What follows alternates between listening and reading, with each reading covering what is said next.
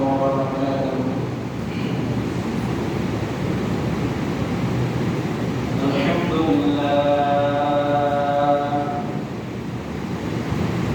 الحمد لله نستعينه ونستغفره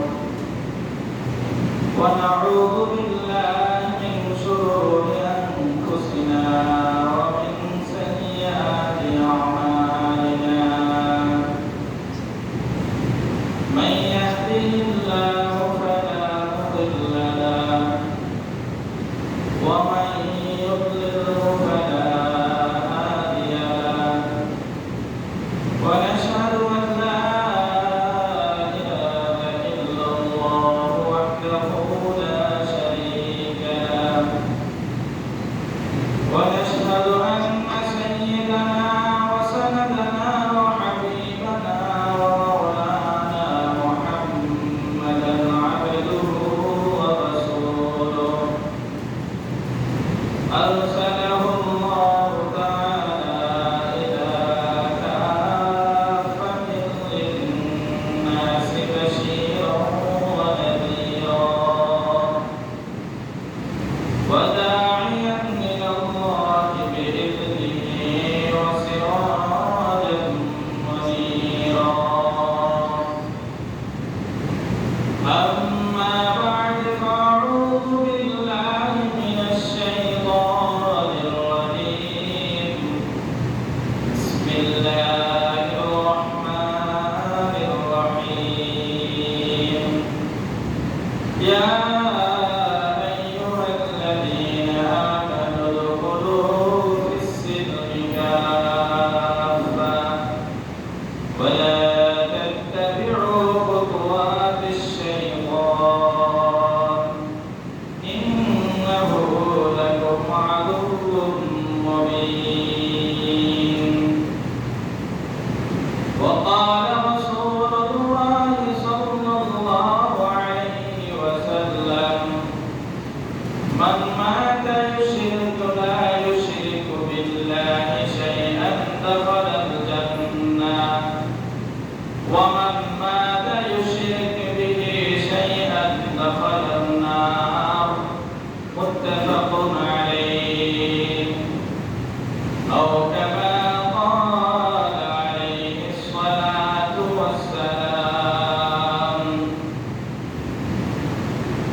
तेरे सिवा कोई माबूद हकीकी कोई नहीं है, कोई नहीं। तेरे सिवा कोई मसजूद हकीकी कोई नहीं है, कोई नहीं।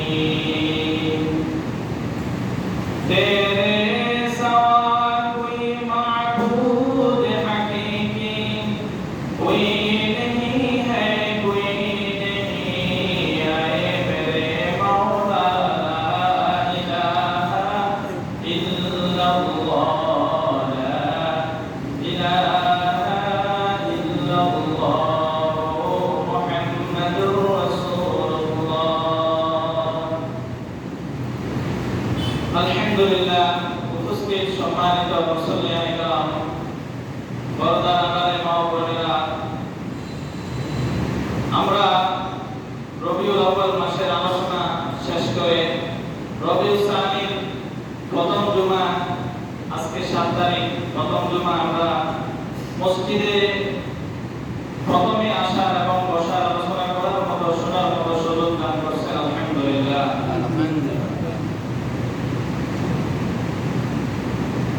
আজকের জুমার আলোচনা মূল লক্ষ্য, উদ্দেশ্য এবং আলোচ্য বিষয় হলো আল্লাহর ইবাদত এবং আল্লাহর সাথে শিরক। ইবাদতের ক্ষেত্রে আল্লাহর সাথে শিরক, এই বিষয়ে আমরা আজকে কিছু আলোচনা শুনব। যেহেতু আমাদের এই রাষ্ট্রে সংখ্যাগরিষ্ঠ এবং সংখ্যালঘু, অর্থাৎ হিন্দু সম্প্রদায় এবং মুসলিম সম্প্রদায় সকল মিলেই আমরা এই রাষ্ট্রে বসবাস করি। তো যেহেতু আমরা মুসলমান, আমাদের কিছু ধার্মিকতা, ধর্মীয় অনুভূতি আছে, ধর্মীয় অনুশাসন আছে, ধর্মীয় পাঠশালা আছে, ধর্মীয় পাঠাগার আছে, ধর্মীয় ইবাদতগার আছে। ঠিক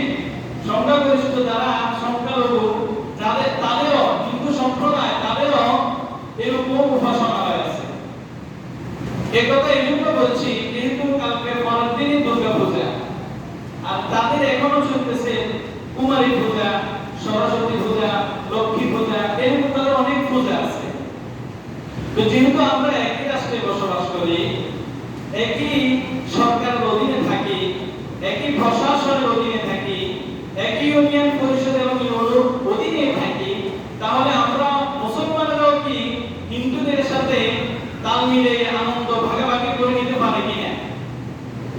আমরা বলে থাকি ধর্ম যার যার উৎসব সভা। আমার কথা বলছেন, ধর্ম যার যার উৎসব সভা। আসলে কি আদৌ আমাদের ইসলাম এবং ধর্ম আমাদের সেটাকে সাপোর্ট করে কিনা, আমাদেরকে সেটা বৈধ দিচ্ছে কিনা যে আমরা ধর্ম জারি হোক উৎসব আমরা সবাই মিলেমিশে করব, এটা ইসলাম সাপোর্ট করে কিনা, এটা আমরা জানতে হবে।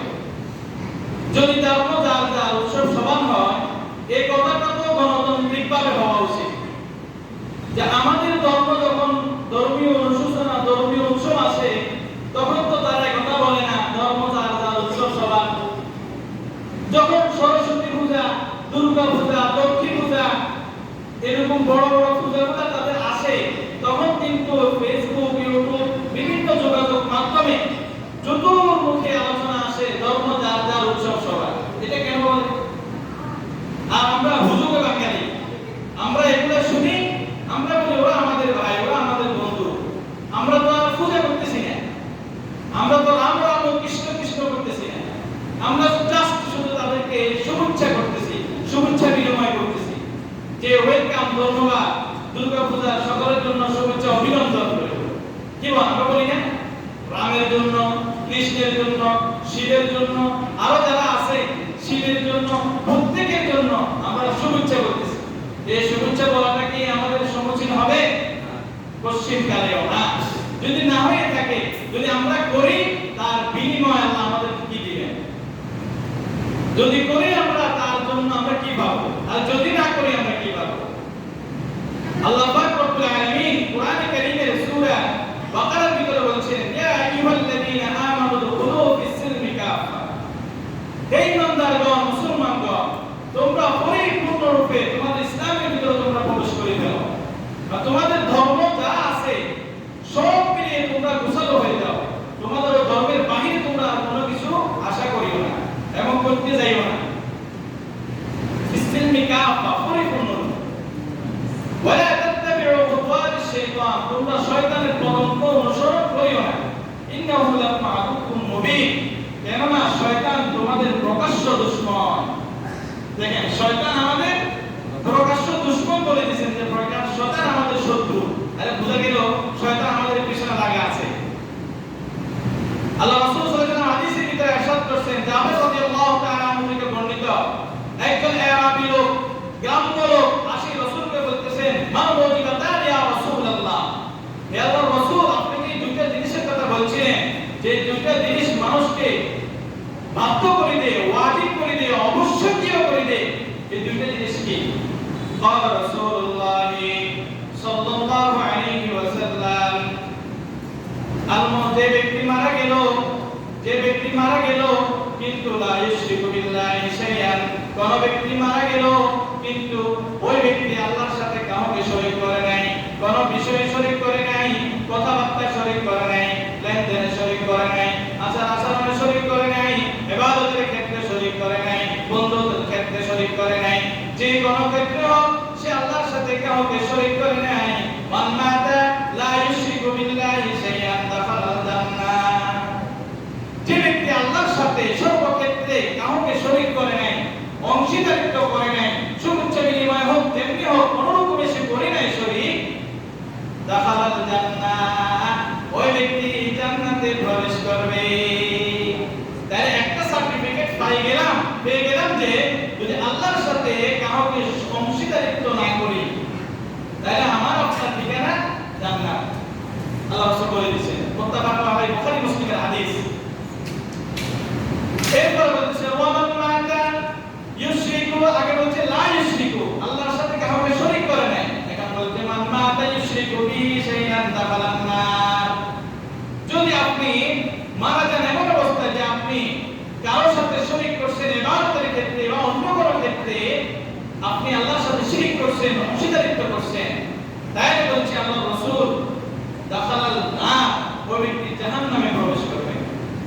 তাহলে আল্লাহ রাসূলের হাদিস হলো কোন ব্যক্তি মারা গেল এমন অবস্থায় যে কাউকে শরীক করে নাই, ইবাদতের ক্ষেত্রে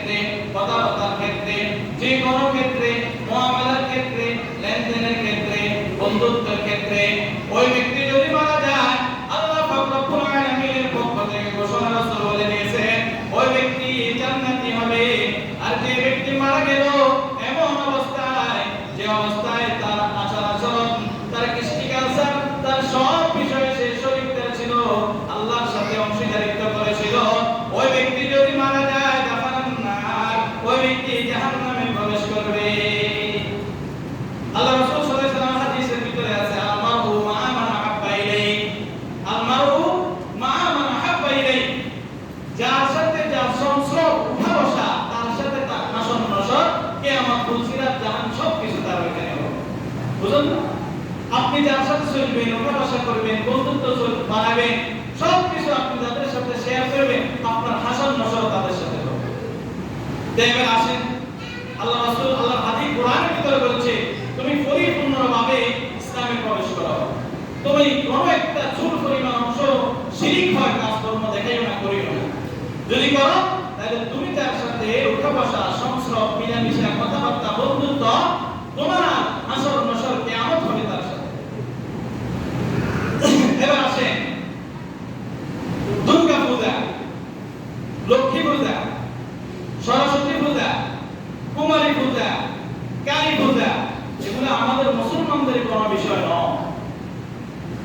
আমরা মুসলমান, ওইখানে কথা বলা, শুভেচ্ছা দেওয়ার কোনো সুযোগ নেই। কি বলার সুযোগ আছে?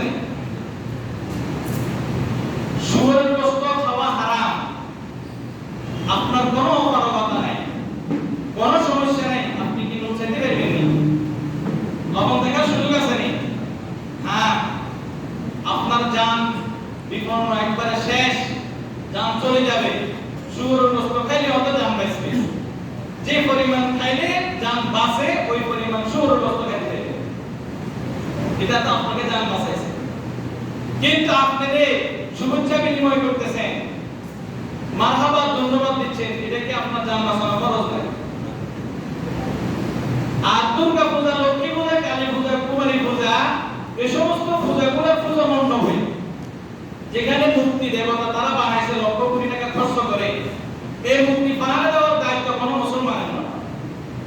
কোনো মুসলমানের কি দায়িত্ব আছে? এটা রাষ্ট্রীয়ভাবে তারা রাষ্ট্রকে ট্যাক্স দিচ্ছে, রাষ্ট্রীয় আইন শৃঙ্খলা বাহিনী আছে, তারা তাদের মণ্ডপ, পূজা মণ্ডপ তারা বানাতে দিবে। আমরা তাদেরকে এতটুকু করতে পারি যে তাদের উপর যেন আক্রমণ চড়াও হয়ে তাদের উপর যেন কোনো রকমের নির্যাতন, অবিচার যেন না হয়, ওইদিকে আমরা সজাগ থাকতে পারি।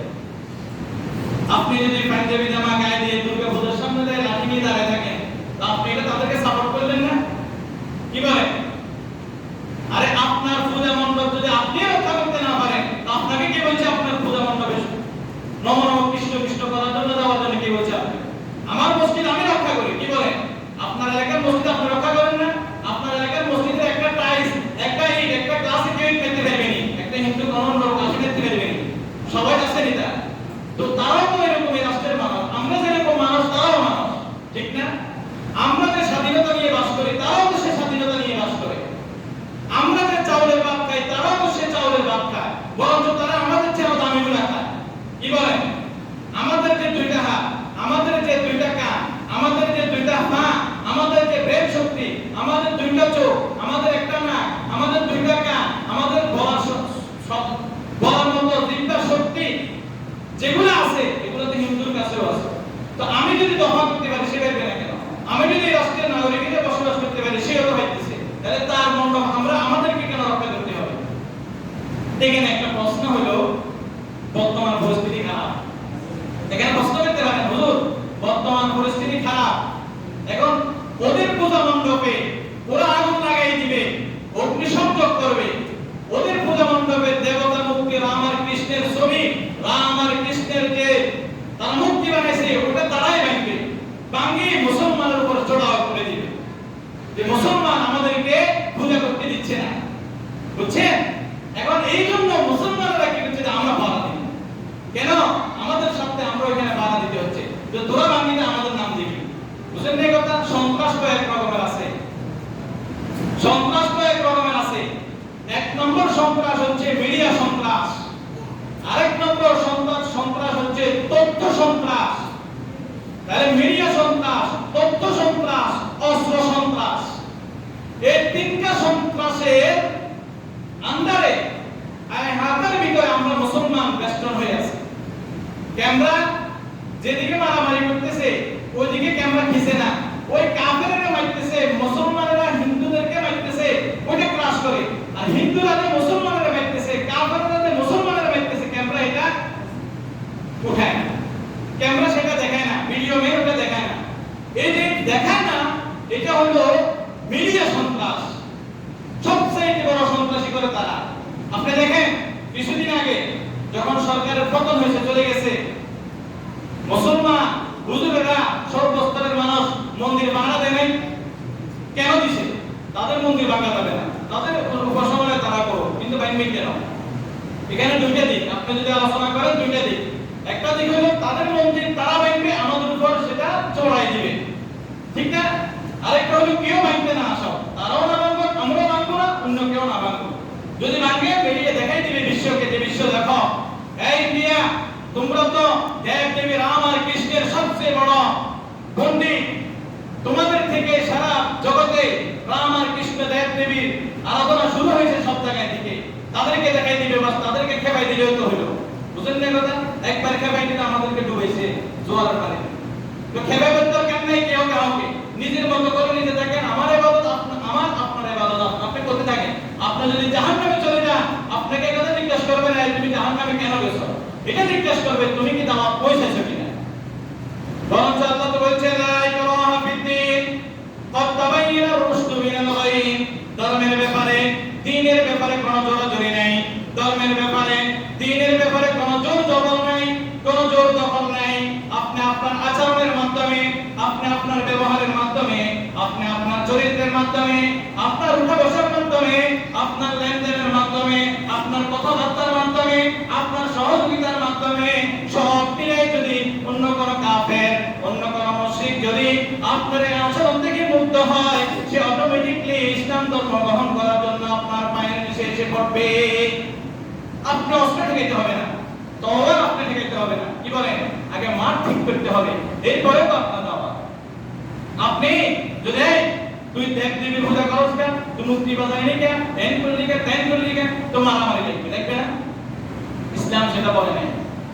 আপনি মারামারি করে ইসলাম কেন করার দরকার নেই, হত্যা করার কোনো প্রয়োজন নাই। বরং হাদিস থেকে বলছে আল কাতিল ওয়াল মাকতুল কিলাহুমা ফিন্নার। হত্যা যে করছে, যাকে হত্যা করছে, উভয় জাহান্নামে। হত্যা ইসলাম কখনো পছন্দ করে না। আইন নিজের হাতে প্রয়োগ করা ইসলাম কখনো সেটা সাপোর্ট করে না। এইজন্য মুসলমান, তোমরা তোমাদের অবস্থানে অটল থাকো, তোমরা তোমাদের ধর্ম নিয়ে অটল থাকো। অন্যের ধর্মের প্রতি তুমি সহানুভূতিশীল দেখাইতে যাইও না, অন্যের ধর্মের প্রতি শুভেচ্ছা দেখাইতে তুমি যাইও না। তুমি যদি অন্যের ধর্মের প্রতি শুভেচ্ছা বিনিময় করতে যাও, তাহলে বোঝা গেল তুমি তাদের ধর্মকে তুমি ভালোবাসো। কি বলে? এটা বোঝা যায় না? আপনার বাড়িতে একজন যদি ভালো কাজ করে, তাকে যদি বলেন থ্যাংক ইউ, বলেন ধন্যবাদ, এর মানে কি? তোর এই কাজটাকে আমি সাপোর্ট করি, ভালোবাসি, মহব্বত করি। তো আপনি যদি দুর্গা পূজা যারা করতেছে তাদেরকে তোরা তো রাম আর কৃষ্ণ যেগুলো সাজাইবি, দুর্গা সন্দেশ, সিরা, মুড়ি, নারিকেল ব্যাগ দিবি, তুই তো আর বন্ধু মানুষ, তুই তো আর মহাজন মানুষ, আমি তো তোর কাস্টমার। তো একদিন কাম করে আর কাছে নারিকেল যা আছে সব তো সলা খাইয়া যায়। তো নিয়ত করছিলাম করবো দুর্গা পূজার সময় দোকান আইয়া দিব। কি বলে? দুর্গা পূজার সময় দোকান আইয়া দিব, সলা জন নেই না খায়, নারিকেল না খায়। আচ্ছা নিয়ত করলেন না, সহযোগিতা করলেন, এটা কি ঠিক হবে? আপনি দেখবেন একটা হিন্দু মুসলমান দোকানে সহজে খরচ করে না, তারা খুঁজি খুঁজি হিন্দু দোকান দেখে। আর আমরা মুসলমানরা হিন্দু দোকানে চলে যাই, কারণ আছে মুসলমানদের নীতি নৈতিকতা খারাপ। তারা একটা মালে 20 টাকা, 30 টাকা, 100 টাকা লাভ করার জন্য বসে থাকে। আর একটা হিন্দু সে একটা মালের ভিতরে যদি আনাও যদি লাভ হয়, সেদিন কাস্টমার সে যদি দৈনিক আনা লাভ করি, সারাদিনে যদি মনে করেন না 20 আনা লাভ করে, কত টাকা পাই যায়? আর এমনি সারাদিনে 10 টাকা লাভ হইলে সারাদিনে 10 টাকা চিন্তা করে। আমাদের নীতি নৈতিকতা পরিবর্তন করতে হবে। আমরা আমাদের ধর্মের প্রতি অটল থাকতে হবে। আমরা হিন্দু, খ্রিস্টান, বৌদ্ধ, ইহুদি, নাসারা কারো ধর্মের প্রতি আমাদের কোনো ঘৃণা নাই। আমরা তাদেরকে দাওয়াত দিব যে তোমরা ইসলামের প্রতি পতাকা তলে আসো। আল্লাহ পাক রব্বুল আলামিন কোরআনে ইরশাদ করেছেন, ইন্নাদ দীনা ইনদাল্লাহিল ইসলাম। আল্লাহর নিকট সবচেয়ে প্রিয় ধর্ম হলো ইসলাম। ইসলাম ধর্মের পরে আর কোন ধর্ম আল্লাহর নিকট পছন্দনীয় নয়। মহাগ্রন্থ আল কোরআন যখন থেকে নাযিল হয়েছে, পূর্বের সব কিতাব রহিত হয়ে গেছে। তাহলে তাওরাত, জবুর, ইনজিল, বাইবেল যা আছে সব কিছু রহিত হয়ে গেছে। ওগুলোর বিধান আর চলবে না। একমাত্র বিধান চলবে কার? কোরআনের বিধান চলবে। এখন এই কোরআনের বিধান চালাতে গিয়ে আপনাকে দাঙ্গা হাঙ্গামা করার সুযোগ নেই, দাঙ্গা হাঙ্গামা করার কোনো সুযোগ নেই। এই জন্য আমাদেরকে চোখান্ত দেখতে হবে, আমরা আমাদেরকেও পাহারা দিতে হবে।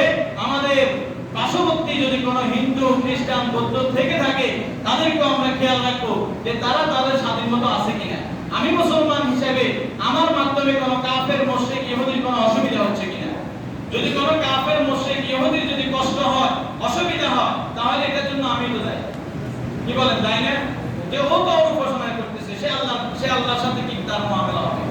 তার মুআমালা হবে আল্লাহর সাথে, আমার সাথে আপনার সাথে কোনো মুআমালা হবে না। হবে কি?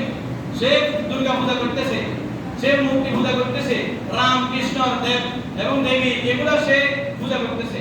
তা আপনাকে জিজ্ঞেস করবে দুর্গা বাড়ির হিন্দু বা এগুলো রাম আর কৃষ্ণ দেব, মূর্তি, দুর্গা, লক্ষ্মী, কালী সব পূজা করলে তুই কবে আছে? এটা জিজ্ঞেস করবে। আপনাকে জিজ্ঞেস করবে তুমি তোমার আচরণে, তুমি তোমার ধর্মের প্রচারণা কতটুকু করছো, তুমি কি দাওয়াত পৌঁছাইছো কিনা। আপনি যদি আজকে এখানে হিন্দু গ্রাম আছে, আপনি যদি যাই দুইজনকে ডাকিয়ে আনি বলেন আপনি কি মাই ধরি সুন্দর করে ডাকে বুঝান না, মাইতো না। কিন্তু আপনি যদি ছড়াও হন তারাও তো ছড়াও হবে, আগে বুঝাইতে হবে। আপনি ঘরে যাই যদি বলেন আমারে ওয়াটার দেন, তো ওয়াটারও বড় করে বুঝতে হবে। ঘরের মানুষ যারা আছে তারা ওয়াটার বুঝতে হবে না, পানি বুঝতে হবে। তো না বুঝে আপনি ওয়াটার বেড়ে করে লাভ হবে না। তো এই জন্য আমরা আগে বুঝাইতে হবে, যদি না বুঝে আল্লাহর উপর ছেড়ে দিতে হবে। আমি সেখানে মারামারি করি, আমার ধর্মের প্রতি আঘাত আনার করার সুযোগ নেই। এই জন্য অস্ত্র সন্ত্রাস থেকেও মিডিয়া সন্ত্রাস বর্তমান যুগে আমাদেরকে ধ্বংসের একবারে দ্বার বাঁধতে নিয়ে গেছে আমাদের। খবরদার মুসলমান, যদি কোনো কোথাও বলো, যদি কোনো স্ট্যাটাস কোথাও দাও, যদি কোনো ভিডিও এবং কোনো কথাবার্তা ধর্মের প্রতি হচ্ছে না, খুব সতর্ক থাকি বলতে হবে। মিডিয়া এমন এক জিনিস আপনাকে উল্টাই দিবে। আপনি বলছেন ভালো, আপনার কথাগুলো কেটে সুন্দর করে সাজাই আরেকজনের সাথে মিলাই ছেড়ে দিবে বলতে ওই এগুলা বলছে, আসলে ওটার কাছে দাঁড় বাঁধতে সে নেই। এটা হলো মিডিয়া সন্ত্রাস। আরেকটা হলো তথ্য সন্ত্রাস। এটা ইউফোকা এবং ইঁদুরের মতো। তথ্য আপনার থেকে তথ্য নেবে, অমুক ইমাম সাহেব কি বলতেছে, অমুক খতিব সাহেব কি বলতেছে, অমুক সর্দার মাতব্বর সাহেব কি বলতেছে, অমুক নেতা কি বলতেছে, অমুক সমাজের মান্যগণ্য লোক কি বলতেছে, এগুলা গবেষণা করে এই কথাগুলো, তথ্যগুলো সংগ্রহ করি, তাদের গুরুদের কাছে দেওয়ার পরে আপনার বিরুদ্ধে ভিতরে অ্যাকশন নেয়। এটা হলো তাই তথ্য সন্ত্রাস। এই জন্য কোথাও যদি কেউ আপনার থেকে কোনো কিছু জিজ্ঞেস করে, বিয়ে সংক্রান্ত হোক, অন্য কোনো যে কোনো সংক্রান্ত হোক, আপনি খুব চৌকান্নভাবে আপনি তথ্য দিবেন।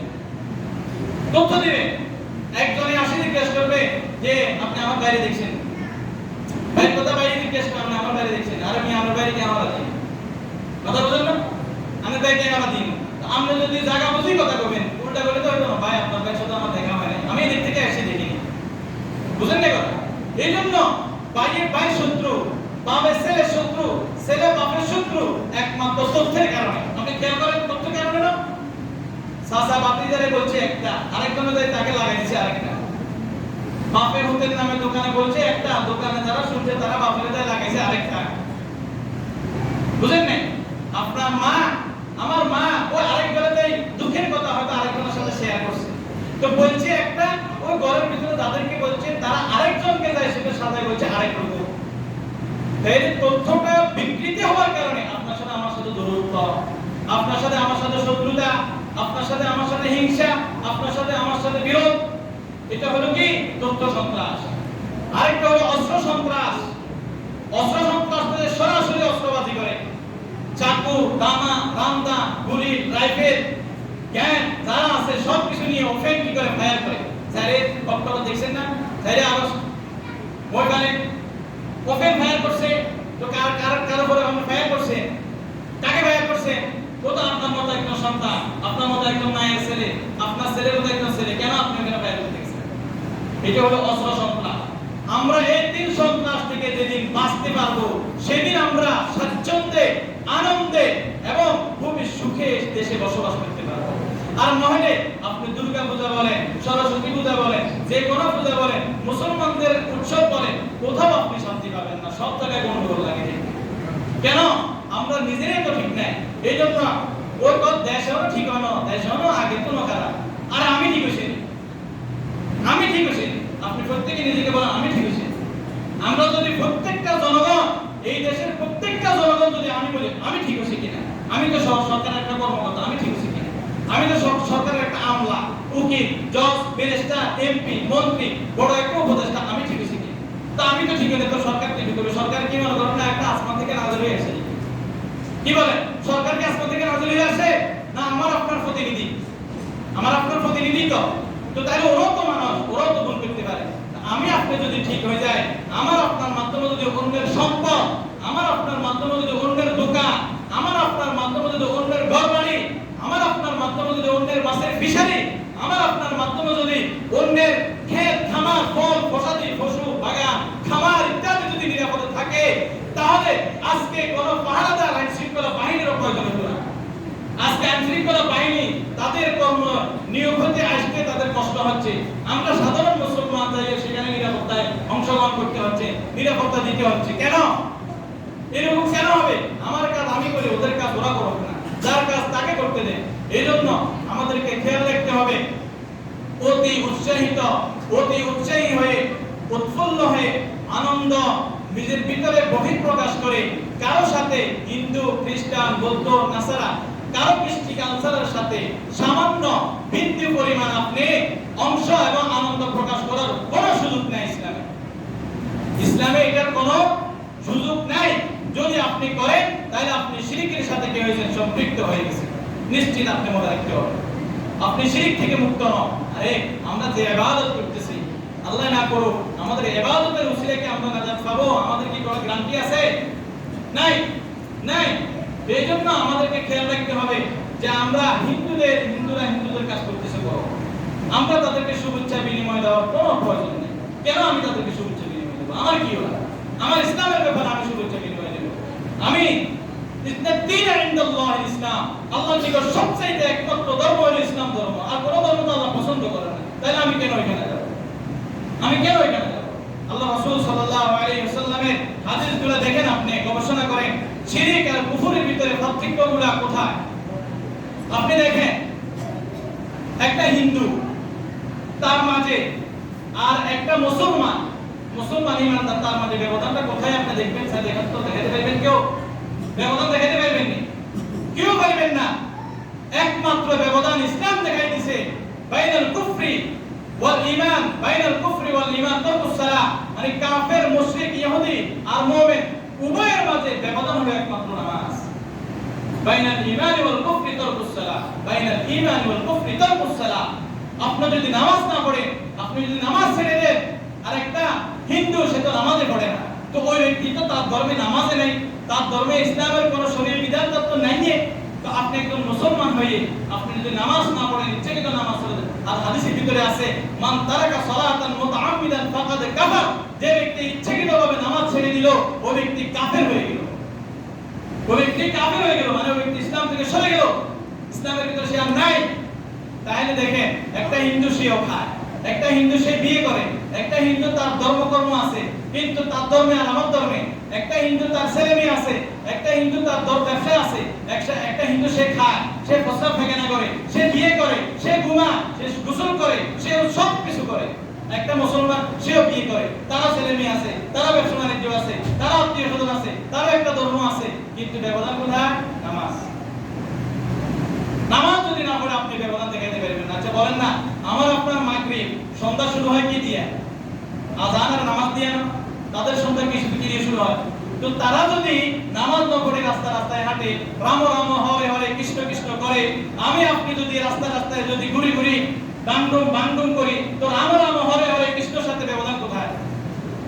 আমার আপনার রাম রাম ডম ডম, তাদের রাম রাম কৃষ্ণ কৃষ্ণ, ব্যবধান কোথায়? আমি যদি মসজিদে আসি নামাজ পড়ি, তাহলে আমার হরে হরে রাম রাম কৃষ্ণ কৃষ্ণ ব্যবধান হবে।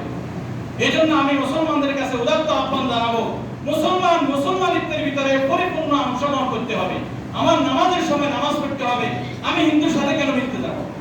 হ্যাঁ, চলাফেরা তো আপনি করবেন, ব্যবসা বাণিজ্য আপনি লেনদেন আছে করবেন, সেটা ব্যবসার খাতিরে ব্যবসা যতটুকু দরকার এতটুকু, আপনার সমিতির এতটুকু এর চেয়ে বেশি দরকার। কি করেন?